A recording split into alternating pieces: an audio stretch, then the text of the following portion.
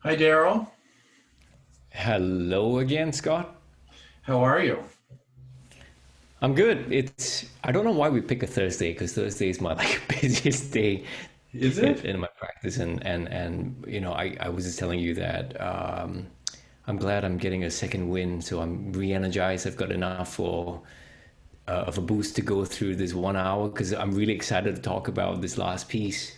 Yeah, I am too. And I'm noticing that people are checking in. Carol is here, Elizabeth, Frank, Manon, and I'm sure that there will be others as well. Miguel has joined us once again live Cool. for the third and last webinar about the Better Results book that Daryl and I and Mark Hubble pulled together over the last 7 years. Really, we've been No, trying to get this book out. I think 3 years of real dedicated, concentrated writing about the deliberate practice perspective.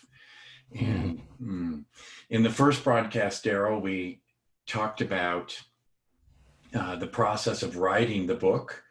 And yeah, yesterday we were comparing it to a symphony in a way. a symphony, A symphony. a symphony, right? You have an idea about some of the movements, and you may even have a catchy lyric or two, or even progression in the music, but pulling it all together into one piece is an entirely different issue. It And is. we were commenting that we ended up in a place that was, I think, quite different from where we started. That's right.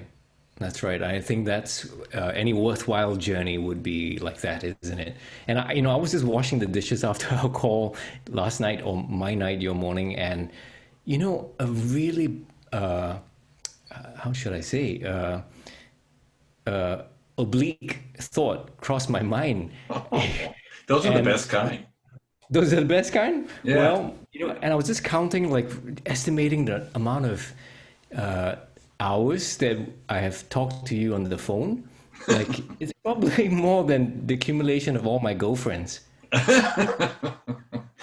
Well, and I would say that my family would say about the same thing in terms of the amount of time on the phone. And people probably don't know this, but much of the writing that we did together live on the phone as we would roll out the various ideas and chapters and then send them back and forth, etc. So Yeah, and I think on behalf of Mark, we do have to say he's been truly, literally and metaphorically the base man, for this process. So he has, and Mark has an ability with words that I hope I've learned a bit about in the many years that we've written together. It's been an amazing process. I see Peter has now joined us. Osama has joined us as well. And In, Scott, just before you go further, I also want to say, like, when we're planning for this, majority of people at the time, the world's clock is like either in the morning, at afternoon, yeah, and then for me it's night. But we fail to think that there are also people that are earlier than me, or yeah. rather, so people in Melbourne or New Zealand. So I heard somebody was trying to get on to the last webinar as well, and it was really late for them. And I heard Yeah. another person who also fell asleep and couldn't get on before that. But I really want to applaud everybody for being here. It really means a lot for us. It does. And we're grateful that you were among the first 100 people to purchase the book and pre-order the book. It pushed us on Amazon to the number one pre-publication book on the site in psychology. So it was kind of exciting, Daryl. Wow, nice. You want to say a little bit about what we're going to cover today?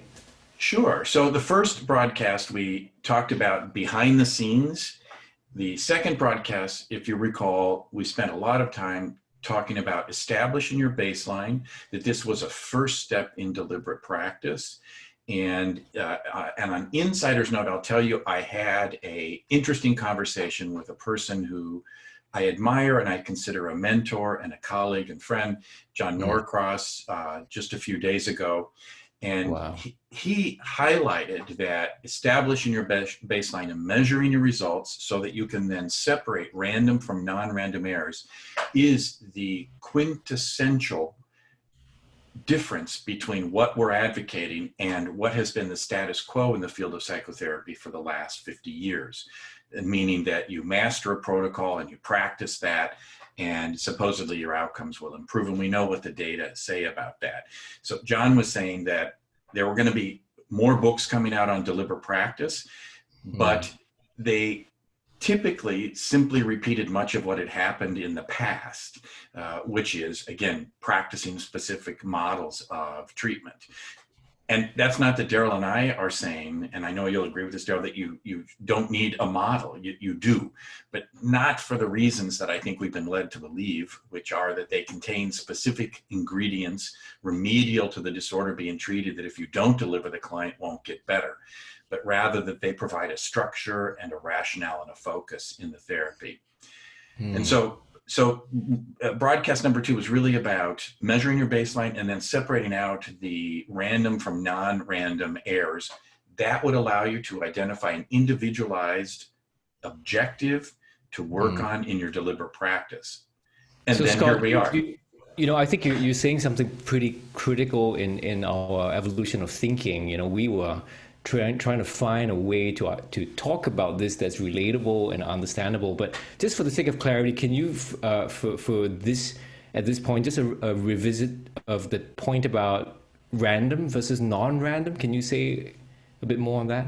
Yeah. Well, let's think about it. There are errors that are non-random, and the language here, I think, it can be difficult at times. A non-random error, of course, is something that occurs with regularity and that we may be responsible for. A random error is simply stuff that happens. You cannot deliberately practice things that occur randomly. We think we can, but we call that superstition instead. So what can you do with randomness? And by the way, the biggest wild card, as we said last time in the therapy process, is who walks through the door. You can't predict, and most of us can't control. You have to take all comers and try to work with them. That element of randomness accounts for the largest portion of the variance in psychotherapy outcomes. So what can you do? You can become more responsive, and that's a skill you can practice. And one way to get started is to simply measure your outcomes. Notice when there is a discrepancy between how you assess progress and how you assess the quality of the alliance and the client's view of progress and view of the alliance, and then work to bring yourself in line with the client's view. In terms of non-random errors, we're looking for recurring patterns of problematic behavior. And that means you have to look at all your performance metrics. Most of the time, that's going to require that you use some kind of software utility, one of the various authorized systems that produce a number of performance metrics, some of which we reviewed last time, and mine those to look for deficits in your performance. And that can serve as your individualized objective for deliberate practice.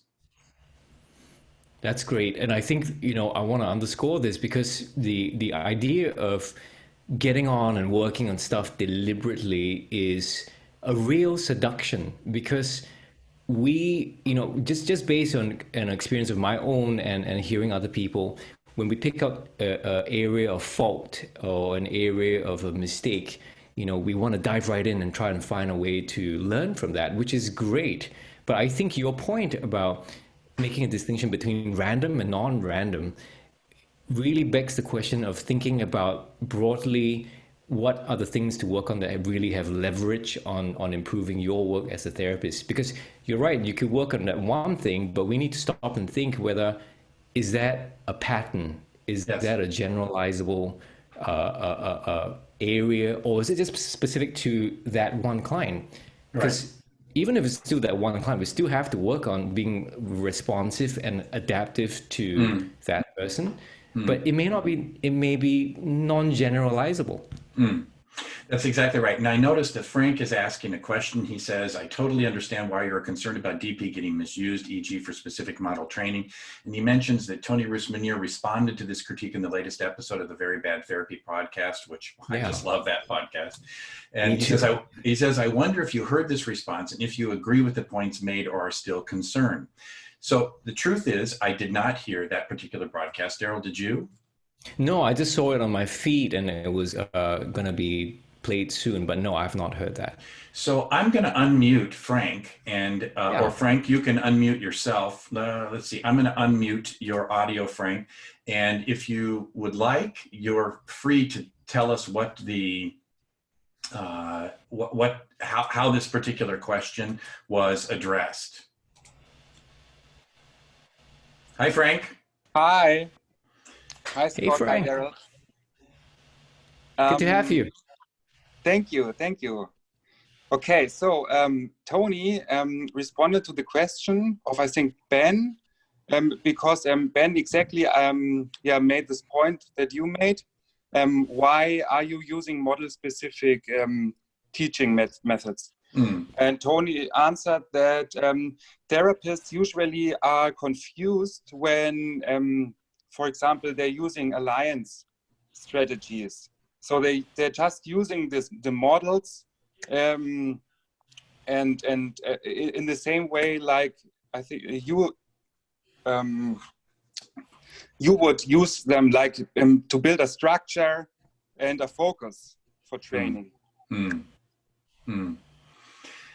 Yeah, you know, I don't know. I'd probably have to listen totally and completely to this. What I have seen and what I think is coming is DP for CBT therapists, DP for ACT therapists, DP for family therapists. And I think that's why it's so critical to embed your deliberate practice efforts in a structure that highlights the factors that have leverage on outcome. And if you've read chapter 11 in the Better Results book, then you know what those factors are. And it's kind of interesting to me because it essentially brings our work back full circle. The question has always been, what utility are the common factors, or what I like to call therapeutic factors? What utility are there? And early on, right after the publication of the second Heart and Soul book, the second edition of it, Mark Hubble and I were having a discussion, and he said, you know, what we're saying makes no sense. And at the time, what we were saying is, if we all knew the common factors, then we might be able to learn from each other. But Mark's point was, why would you learn the common factors if what you did and practiced and rehearsed already made you as effective as you could actually be? And it led us to abandon the common factors. Now, once we've been measuring and we're able to find out where a therapist has specific deficits in their performance, it makes sense to use the common factors as a guide to identify which factors have leverage. So you find your error and you map them onto the therapeutic or common factors. I think the real issue is structure, model, and technique in general contributes so little. It has so little leverage on outcome, but so much of what therapists are trained in is models and techniques. So I don't think therapists are confused on their own. I think the field has in fact made therapists think, because of the paradigm we operate under, that medical paradigm, that models and techniques are essential and critical. Daryl? Yeah, you know, I think what Tony has done specifically that's really helpful to our field is he talks in a way that he shares it in a way that I think makes it so relatable. It makes it easy for people to get into the idea of working and putting some mileage and time on it. I think that's one key thing. But I also think that we must have said this at either the first webinar or the second, that especially for starting and rookie therapists, the need for some kind of structure is so important, to feel like you have a way to scaffold the session and to how you think and conceptualize. It's so critical. But I would argue that structure should not be used synonymous with models. So think about this. If you were a farmer, and look, I know nothing about farming, but if you were a farmer and you have a piece of land, right? And the thing that you want to do if you have a piece of land is to use as much as you can to see where are the areas that can grow and yield the crop that you're trying to do. And as far as we know right now, the literature of models and techniques and adherence and protocol to those kind of thinking has a small percentage, almost just, like 0 to 1%. And if we continue to tap into only that area, we're missing the whole 90+% of the other domains to really kind of get untrapped from the languaging that we have about even when we say models. Like, I think we really do need some kind of structured way of thinking about this. But I would argue that we need to expand the languaging first and foremost, and then expand the lens, and then kind of rethink this, reimagine this almost from the ground up. Mm-hmm. And I think there are trends toward this, Daryl. It's interesting to me, this whole trans-diagnostic framework that's emerging. To me, in one way, although the proponents of that would never admit it, it's a victory of the common factors, because essentially they're saying there is a unified protocol for therapy practice. And I personally think, and this is what the article called How Psychotherapy Lost Its Magic was about, that psychotherapy in its current forms is pretty much a Western way of healing. And that instead of focusing on the structure of that, two people sit in a room, one tells secrets, the other listens and provides counsel or advice or helps them work through whatever, that we see this as a principle-based interaction between two people. And I also think that's essentially what Daryl has really pioneered in terms of deliberate practice. So for example, once we figure out that perhaps with a certain client type or certain demographics of a client that they experience less understanding from us, we map that onto the TDPA in the area of relationships. We begin to refine that plan, looking at the specific areas within that domain of therapeutic relationship and locate it in empathy. We find out that with this particular client group or presentation, that the therapist just doesn't have the same empathic resonance with the client or communicate that to the client. Now we need to know what principles would the therapist have to embody? What empirically based principles are there that could guide the therapist's practice activities? And the DCT, which is a project that Daryl, colleagues, and I have been doing, really is an example of that. So Daryl, would you talk just briefly about the DCT? Yeah, so I mean, the difficult conversations in therapy was really about helping people deal with scenarios that are challenging, that are rare enough but common enough to haunt you. So, there are things like clients who are avoidant, someone who intellectualizes, somebody who gets angry at you. And what we do is kind of use the deliberate practice principles that we argue that we need to start thinking about it from a reference point, which is the 4 tenets to think about clear objectives, feedback, successive refinement, and a role of a coach, somebody to guide you in that learning process. So we took that scenario and sort of got people to watch the video and do their best to respond as if they're in the situation. But here's the thing, we were not trying to teach people what to say, like stock phrases. Exactly. Right? I mean, that's the temptation to go at that level. But if we see knowledge as multi-level, what we're really trying to do, as you sort of alluded to the idea of principles, is to think on a first principle level, what are some key things to think about that might guide you in formalizing the words that come out of your mouth. So we were aiming those at those feedback at a principle level.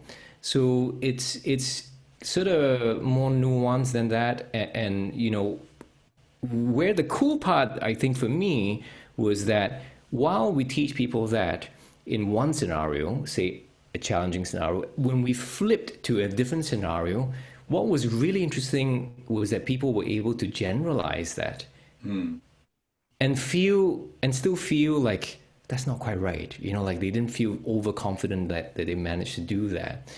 But the fact that people could generalize that, to me, when you look at the learning literature, they call this transfer of learning. It's like the holy grail. If you could actually figure out a way that people can transfer to another scenario, that would be really super cool. And we sort of see evidence for that in the DCT. And I think, we will be wrong about a couple of things here, but I think where we need to go is to start to think about this on a principle level, do a little bit more replication and see what comes out, where we're wrong, where we need to refine.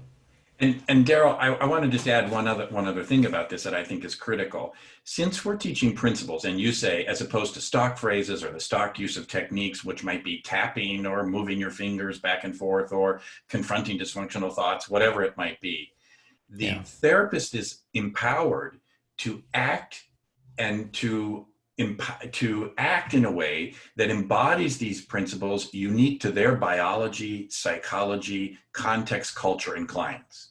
This is, I think, the critical part. So because we're not teaching these specific pieces, they're able to operationalize these principles in a variety of ways, which gives them truthiness or truthfulness in the experience of the client. So thanks for the comment and question, Frank. And I don't think that our concerns per se are related to anyone's work. It's more a general prediction that what you're likely to see is a host of books come out about model-specific deliberate practice. And the reason I predicted this was because when we edited the book, Cycle of Excellence, that's exactly what some of the authors were tempted to do when contributing their chapter to the book, to talk about deliberate practice in a model-specific way. So we're going to practice certain skills associated with a particular model. Here, the deliberate practice piece we're talking about, and I think it's consistent with what Erickson says, is it has to be data-based. We have to find out where the therapist's shortcomings are, and then map those onto factors that have leverage on outcome. So, for the rest of you who are listening to us go on and on about this theme, you know that we've been thinking a lot about this. So, let us know in the comments or even a reaction to if this makes sense to you, so that we know whether is this clicking for people or we're just really gone off to our own ways of thinking about this. And if you have other questions, then just like Frank did, feel free to use the question and answer feature at the bottom, and we'll try to attend to them. But Daryl, I know that we had more of an agenda as well for today. Yes, we do. I think that, you were talking about what we covered on webinar 1 and 2. And I think today, where we hope to go is to cover this piece about a system of deliberate practice, right? And to once we figure out our baseline, where we are at, then we need to figure out what to work on, what individually each of us need to work on, not a general nomothetic level, like this is what the field needs to work on. We need to figure out our growth edge and then find that zone and then work on that, because that zone will ever be evolving and changing. And then the next step is really to think about how to develop a sustainable system that you can rest upon and continually do this bloody hard work. I mean, it's not easy. Daryl, it's nearly impossible. And I think this is where the rubber meets the road. All of the money in training about DP will be made teaching therapists how to measure and identify their objectives, because that's the easy part. The real challenge is this sustainable, deliberate practice plan, because after people have done the work and worked very hard to learning, how do I measure and what are my data say, keeping your efforts going is a pain in the butt. Truly is. And some more things up your butt is that the timely things will always compete for the timeless things. It will always be wrestling it will always be some other thing coming in your inbox. Somebody else wants you to do something, or demands of a project or another. And, more and more than ever before, the protection of doing deep, deliberate, protected space kind of work, or what Cal Newport calls deep work. And I urge, if people have not read that book, I think it's seminal in our modern times to really think very carefully of how we protect ourselves from deep work. And Newport actually dichotomize this between what is deep work and what is shallow work. And I think that's a useful bifurcation to think about, although it's arbitrary.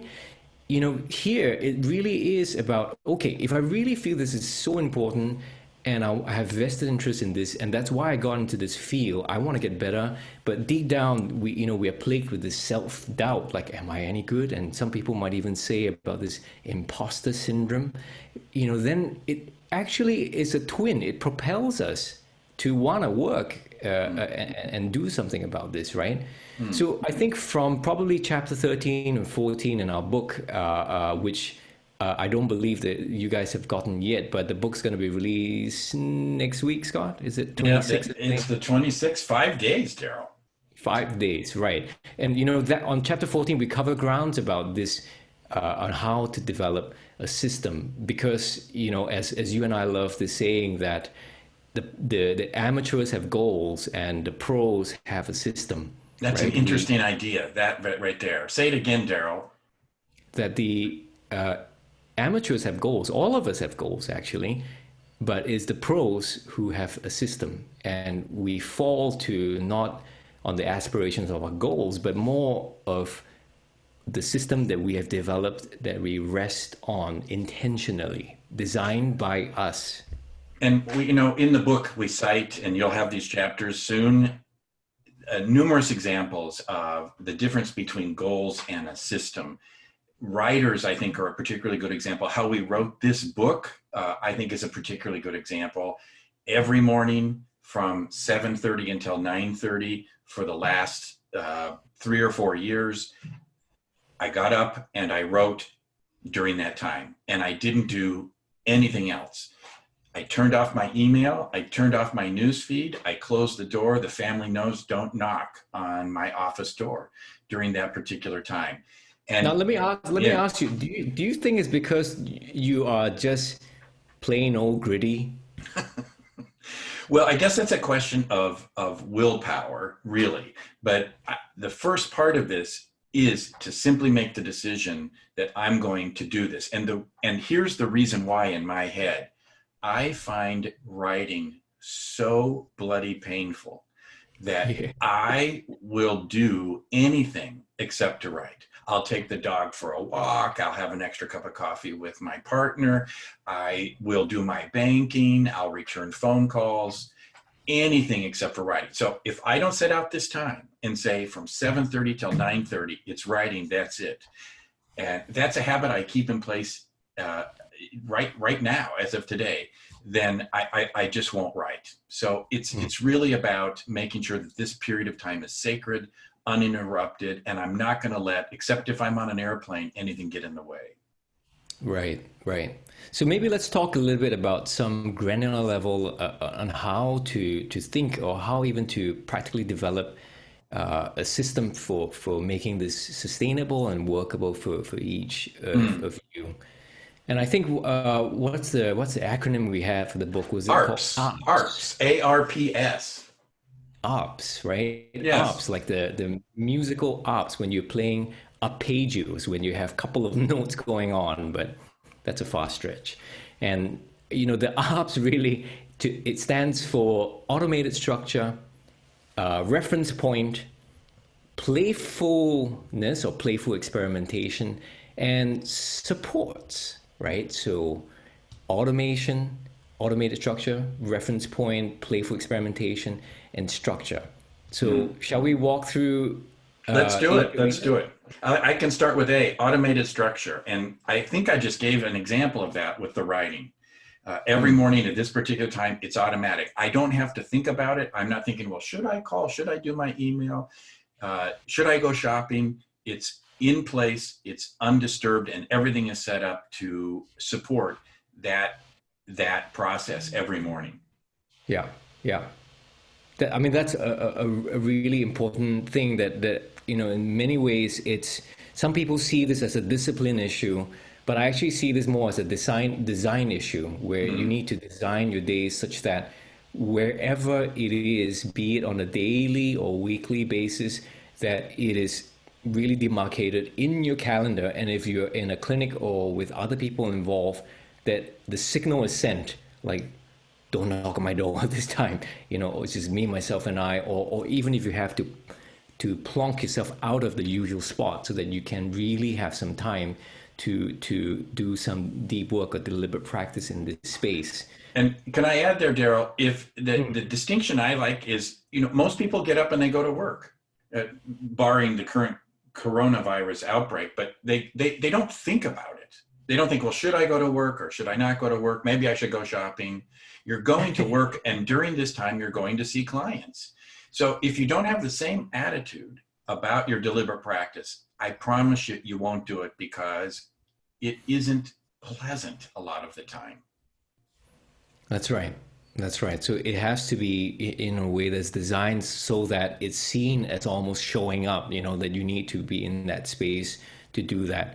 And I think the other analogy that we sort of used in the book was borrowing from Matthew Syed about creating a black box system where everything that we do from our day-to-days and our therapy, that we literally have a way to capture all our learnings, blunders, and errors as we move along. It has to be baked into the work.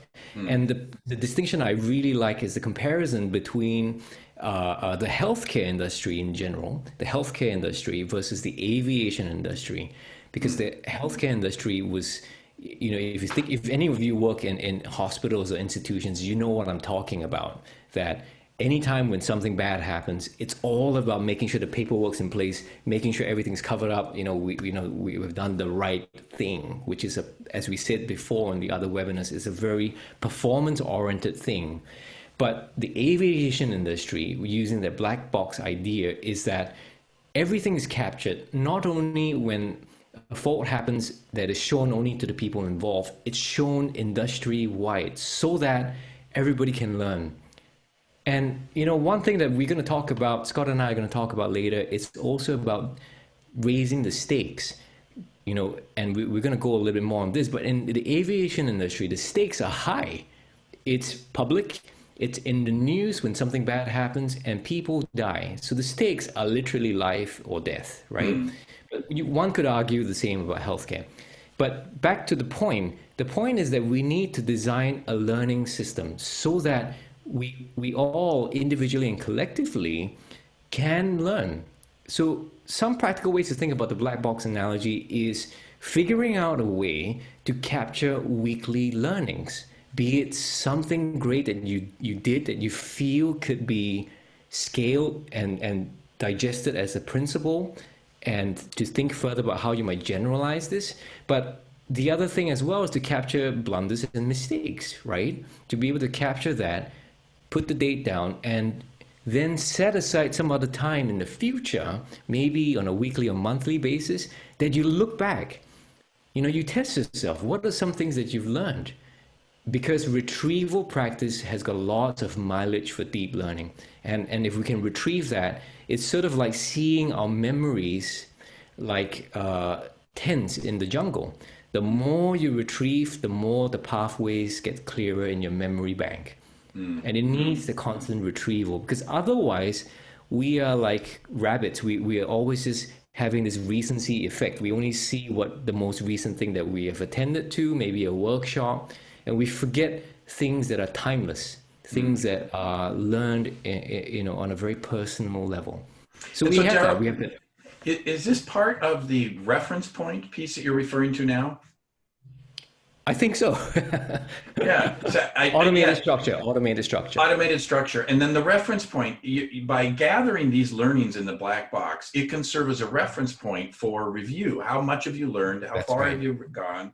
And the same thing with keeping an eye on your data as you practice. You have to have a point that you are comparing your current work and performance to.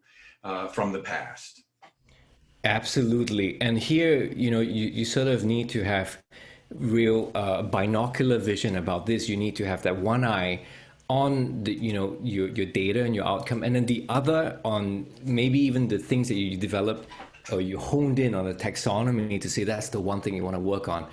Because ultimately, the one thing that you're working on needs to translate to outcomes. Because otherwise, what in the world are we doing? Right, exactly. And I think that's the tough part, because that requires you to play and to have your eyes set on the long game. You really have to see beyond just the now. You have to really have the foresight to look far. And for me, at least, if I think about, excuse me, the writing, every day, 2 hours a day we're writing. And the reference point, interestingly enough, is how able I am to stick to those 2 hours of writing. And in addition, my reference point is a paragraph or two on a day of writing for 2 hours, or that I have refined what I've written before. So they're very specific, demarcated. And the reason to have this is, for me, I get very discouraged if I haven't made a little progress from day to day, writing episode to writing episode. So if I look back and I think, oh, realistically speaking, I didn't write a full paragraph today, but at least I reviewed what I had written before and corrected some of the language and wording, added references, etc. Then I feel good and I'm sustained into the next day. And for those of you who are listening today, or those of you who are listening to a delayed broadcast, you have to know when we make a progress of 2 paragraphs, that's progress. That's big progress. That's right. But talk about progress as well. I just want to give a bit of morale boost to this seemingly drudgery hard work. Is that when therapists have the data and they look at stuff like, for example, their unplanned dropout, or even people who are deteriorating, or even the change rates, when they start to see that their efforts, when they identify one thing to work on, start to pay off, not just for one client, but for their aggregated data, oh my goodness, that's a new loop. It's almost like a rebirth experience, coming back to feeling really remoralized into why they're in the field and what they want to do. So I would suggest, if you're beginning this, hang in there. Try and speak more with other people who are on this journey as well, because we definitely need that kind of support. So automated. The second thing is a reference point, so you can constantly be comparing. And the third is playful experimentations. What do we mean by that, Daryl? Part of the Deep Learner web-based workshop that we have now, one of the components was about play. And I tell you, and it was doubtful whether to amplify and talk about that, but somehow or rather, playfulness is something that really resonates for a lot of people, either the lack of or a reminiscence of their play history. Because to play is to really embody what thinking like a child is like, to be able to just experiment, try things out, and then see if that works. But then having the mindfulness to say, oh yeah, that works. Let's see if I can think more about how that works after the fact, right? Like after doing that, and to start to go around and to see what they can do more with that. So playfulness could be as simple as, like if you are in the system of recording your work, if you know that there's a session that didn't go so well, just go to 10 minutes, 15 minutes of that segment, play all the way to a point where you felt that, you need to take a pause there, and just play with that. Just kind of vamp, just see how else might you have respond to that situation now that you have that benefit of hindsight, turning the hindsight into some foresight, right? To be able to try that. Or even, one thing I do often, which is to what Janet Mycliffe would call hypercorrection. What I'll do is when the person rates the alliance, in my case, it's the session rating scale. As they rate it, I'm actually also rating it.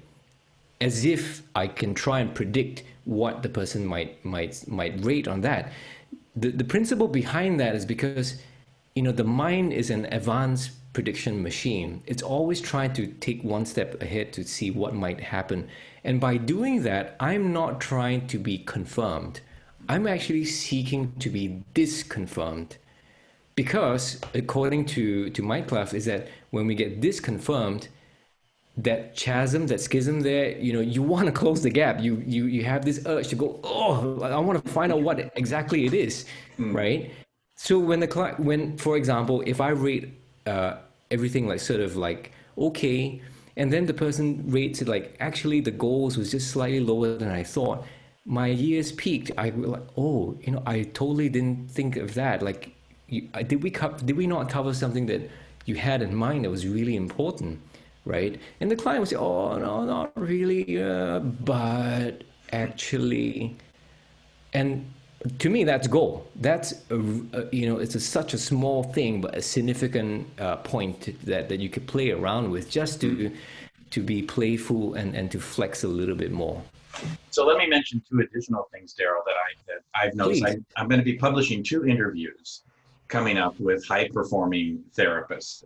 These are folks whose outcomes are a standard deviation, typically above average outcomes, are so-called super shrinks. What you did your research work about in your PhD, Daryl.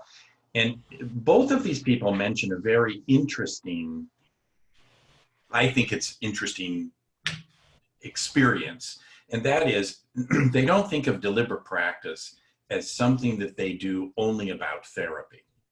Instead, their minds are constantly open and making connections to their therapeutic work in other activities that they engage in. So one of the people I interview, Brooke Matthews, she has a rescued pit bull terrier that she works with in training. And she's constantly making connections between how she interacts with her pit bull, leading and following, trying to ensure a collaborative relationship between the two of them. She's looking and noticing the connection. So she's engaged in kind of lateral learning. So there's no reason why you have to use materials that are primarily therapy oriented. All of the work around collaboration and connection, help and healing could be learned and improved upon by reaching out more broadly to a variety of fields. That's a great point. That's really a great point because, you know, that speaks also to earlier Frank's question about the model specific stuff, because that means that, you know, if we cast our eyes wider, there's a lot of grounds that we can tap into that are going to inform our work. So, I mean, the examples you gave really just means that it's actually a bit like what Richard Feynman would say, keep a few ideas that you're trying to work on as you lead your life and expand and do whatever you can. But having that at the back of your mind, you start to not just collect the dots, but you can start to connect the dots. You can start to think about, oh yeah, maybe I could keep that story for this client that may speak to this person the next time I see it, because there was this thing that we're working on that we were sort of in a bind about. Or maybe it was this idea that I've read about business or something else that may be relevant for this guy who's trying to break procrastination in his life. And I think that's the kind of fermentation we need. I think that's interesting, Daryl. I think it was probably 10 years ago, there was a book done by the Gallup organization that in part tipped us to the finding that therapists who achieved more negative feedback on the SRS at the beginning had superior outcomes. We were looking for, in part, an explanation, because of course the assumption is good relationships lead to better outcomes, when the truth of the matter was open and transparent relationships in which you can discuss difficulties lead to better outcomes. And these therapists seem to be creating those. This particular book, it was called Human Sigma. In there reported a finding from the business literature, which found that customers in a business setting, customers who made a complaint about the product or service that they had bought, actually became much more stable and enduring customers over time. They returned, they bought more product. That makes perfect sense. So it's not about not having complaints. In fact, those clients were much more fickle, likely to go to any other business, but rather a sign of engagement when the client could say, this wasn't exactly what I wanted or hoped for. And here's the next finding from the business literature. It wasn't that you had to give them what they wanted, but rather that the client or consumer had to feel like you had handled their complaint with dignity, understanding, and empathy.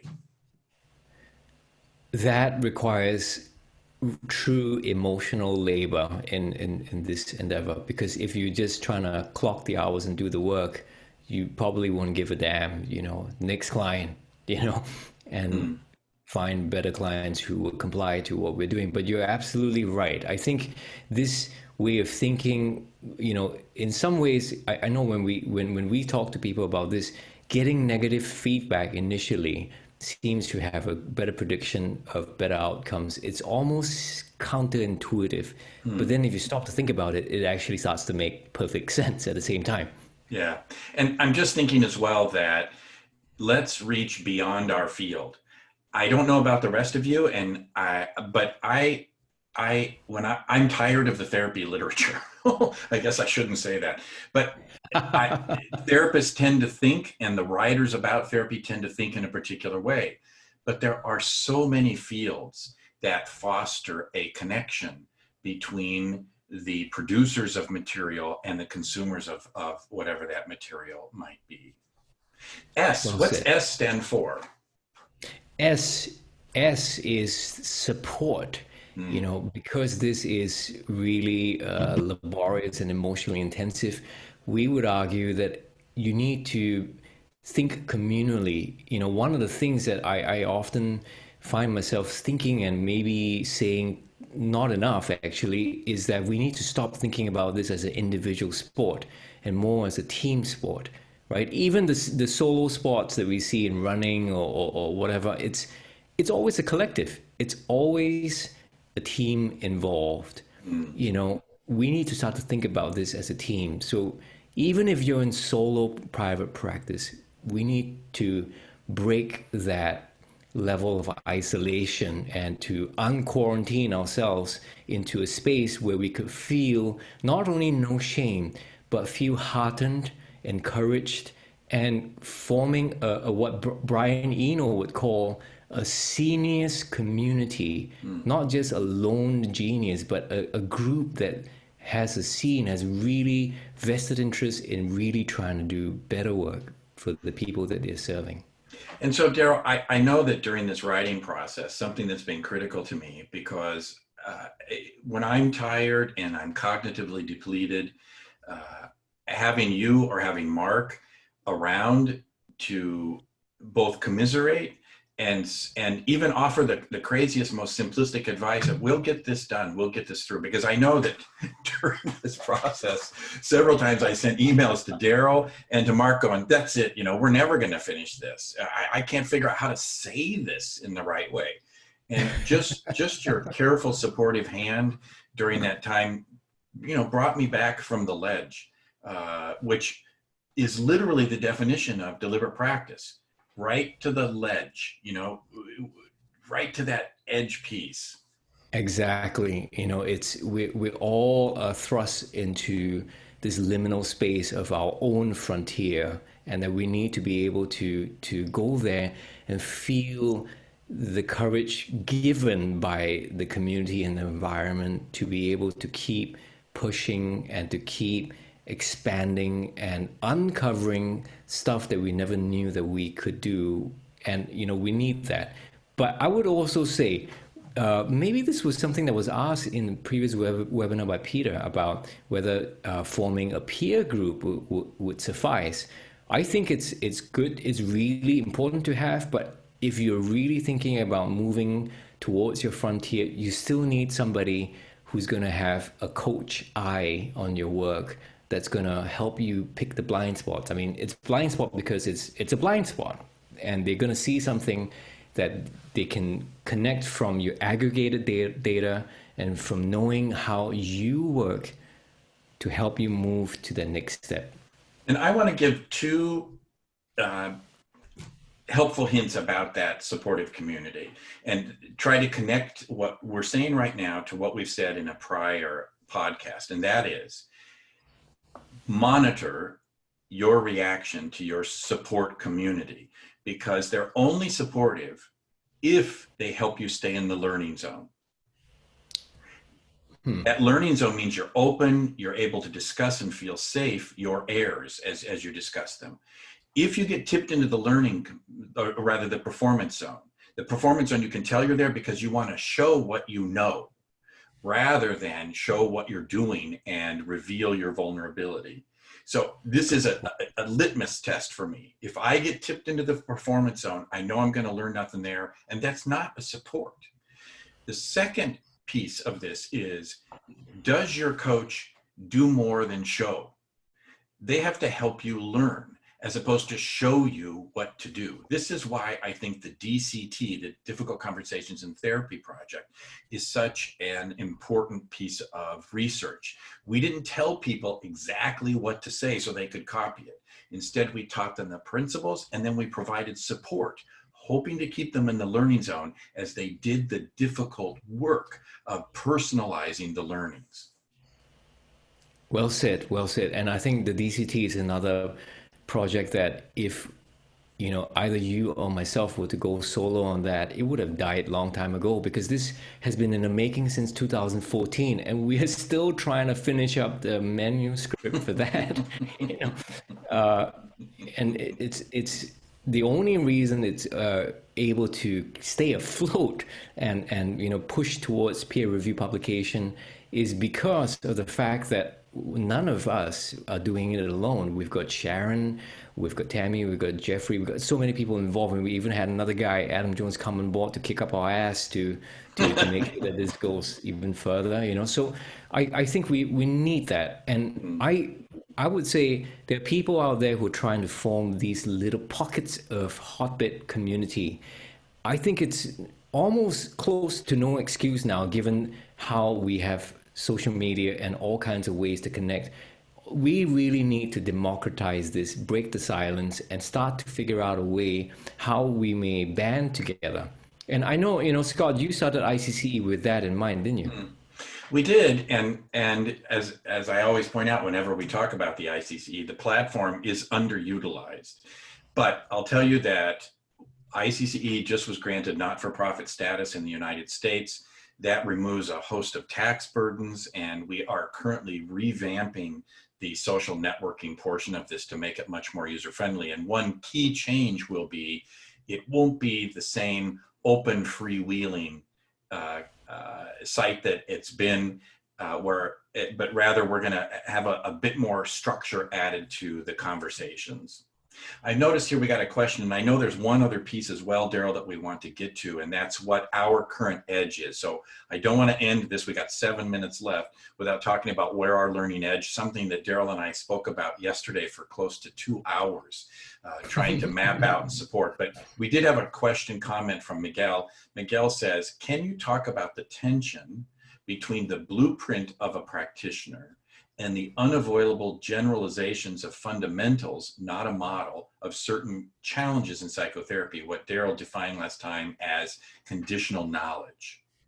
Mm-hmm. Wow. This really takes to a different level, this question. This is from Miguel, right? Yeah. The tension between the blueprint of a practitioner and the unavoidable generalization of fundamentals. So I'll take a stab, because I'm not entirely sure what it means. You know, text is such a two-dimensional, well, unidimensional way to communicate. So thanks for trying, Miguel, and I hope that what we say makes a difference here. To me, what your comment makes me think about is automaticity. Automaticity is what happens. It's the end result of deliberate practice. It's the end result of all activity, actually, that it becomes routinized. So the reason that in the book we say, map out your blueprint, is so that therapists will become aware of how they think about their therapy that operates at an unconscious level at the present time.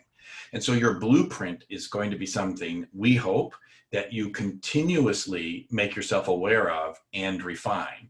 because by creating the blueprint, you may be able to identify along a timeline or in terms of your decision making where your learning edge actually is. You make it conscious so that you have control over it again. And then once you have control over it, you're going to get a coach and practice so that that particular area of deficit is improved. But once it's improved and it becomes automatic, well, then you've lost conscious control of it again. So that's not necessarily bad. If it works sufficiently, that's perfectly fine. But if it doesn't, then we have to become aware again. And the way to do that is to continually check your data or your reference point, which is again part or step 2 in the ARPS process.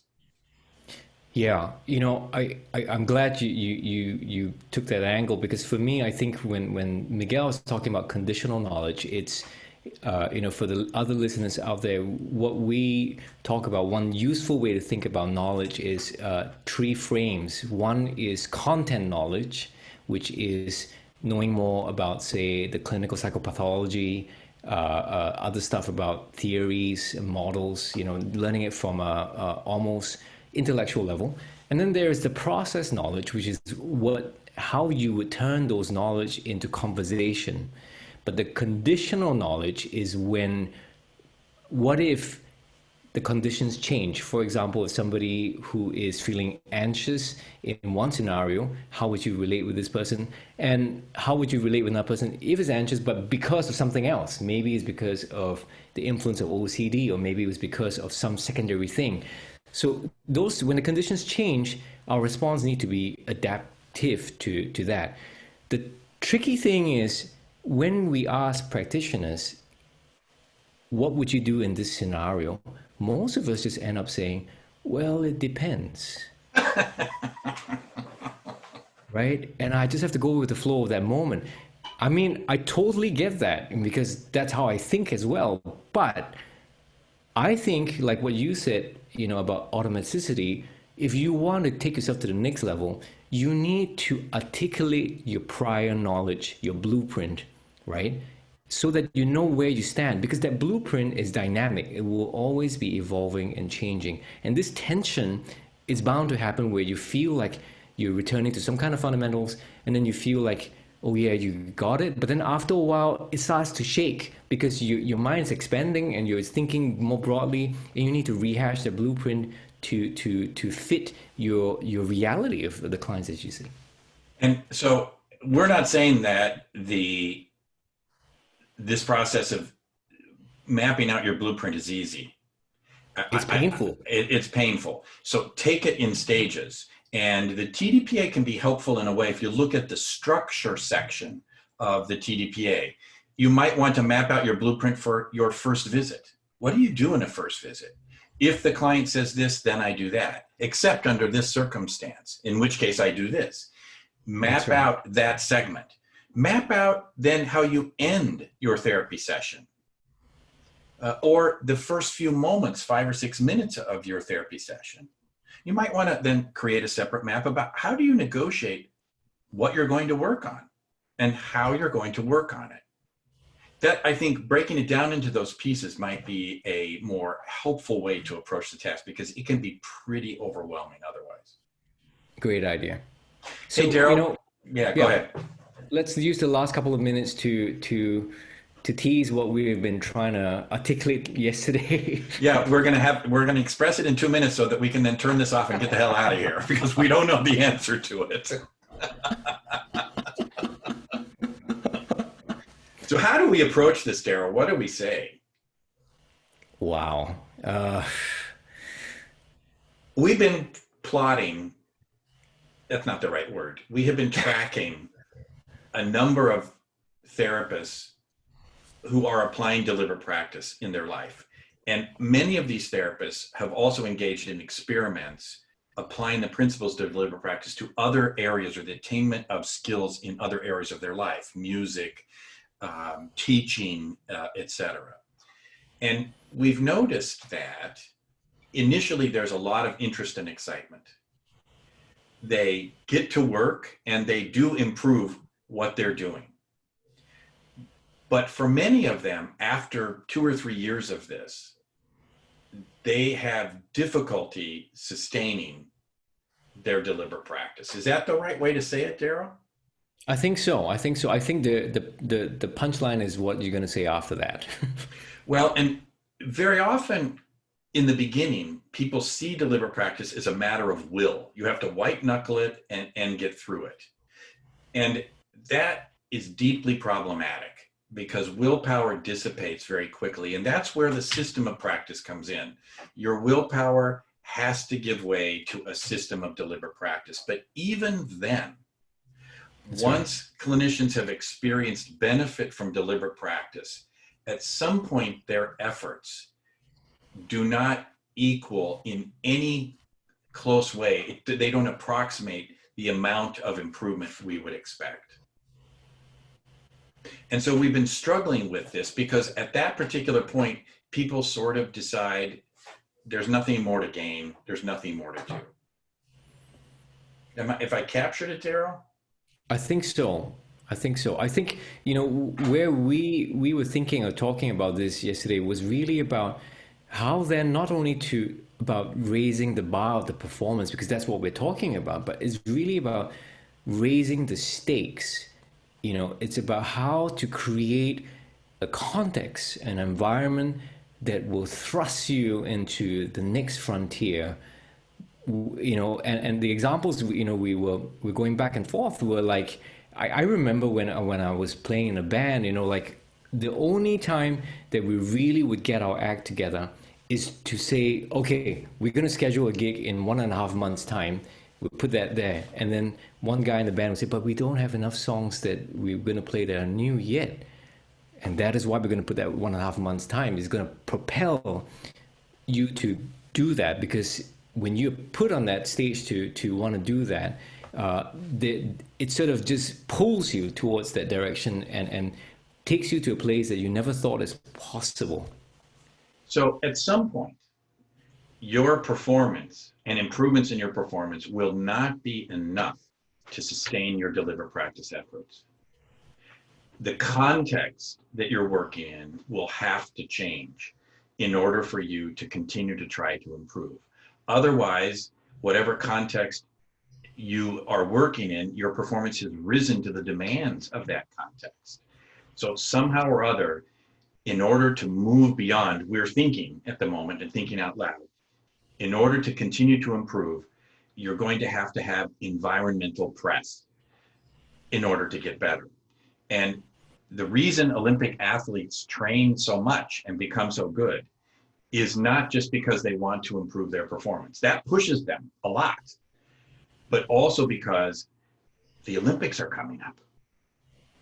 And that pressure creates a interest and willingness to continue.